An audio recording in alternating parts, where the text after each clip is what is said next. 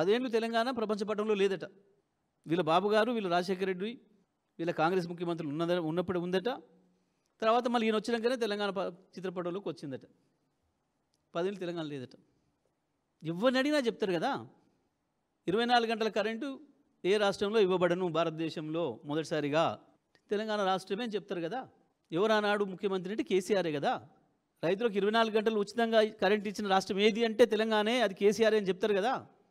భారతదేశంలో మొట్టమొదటిసారిగా మంచినీళ్ళు ఇంటింటికి ఇచ్చిన రాష్ట్రం ఏది అంటే అది తెలంగాణే, అది కేసీఆర్ తెచ్చిన భగీరథతోనే అని చెప్తారు కదా.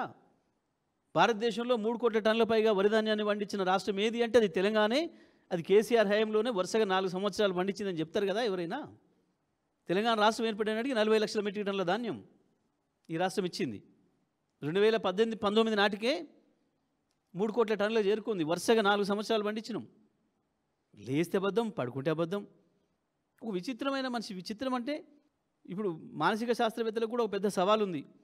ఈ రేవంత్ రెడ్డి అంటోని ఎట్లా డిఫైన్ చేయాలి, ఎట్లా విశ్లేషించాలి, ఒక పెద్ద సబ్జెక్ట్. ఇప్పుడు ఒక పిహెచ్డీ చేయదలుచుకున్న వాళ్ళకు రేవంత్ రెడ్డిని అప్పచెప్తే కష్టం, వాళ్ళు కూడా దొరకబట్టాడు.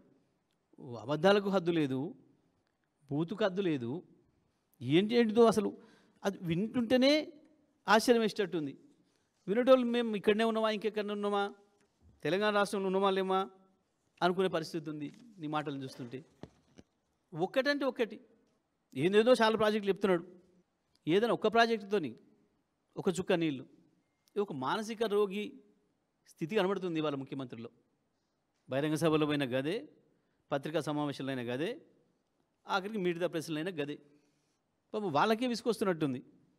నేను ఎదురుగా కూర్చునే రిపోర్టర్ మిత్రులకి, కెమెరామెన్లకి, మమ్మల్ని కూర్చోబెట్టినాడ మేమన్నా చెప్తాం అయినా కంటే మంచి సమాధానం అనుకుంటారు చాలామంది ఆ సీట్లో. ఇంకేంది ఏమన్నా అంటే ఎవరు అడిగితాలను ఇగో నువ్వే తీసుకో.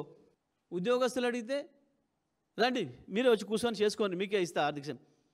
ఏది నిన్న ఆర్ కృష్ణ గారు మందకృష్ణకు మీకే ఇస్తే వచ్చి అప్పచెప్తే చేసుకోండి. మరి దీపో ముఖ్యమంత్రిని చేయి వాళ్ళని ఎవరిని.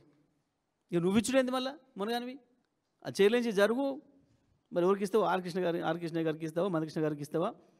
ఈ నడపమని చెప్పు. ఒక 18,000 ఎందుకు ఇస్తావు? మొత్తం ఇస్తే వాళ్ళు ఏం సరి చేస్తారో.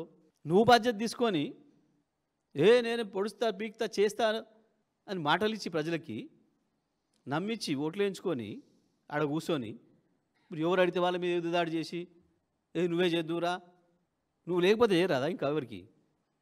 ఇంకెవరికి ఇచ్చినా నీకంటే మంచిగానే చేస్తారు.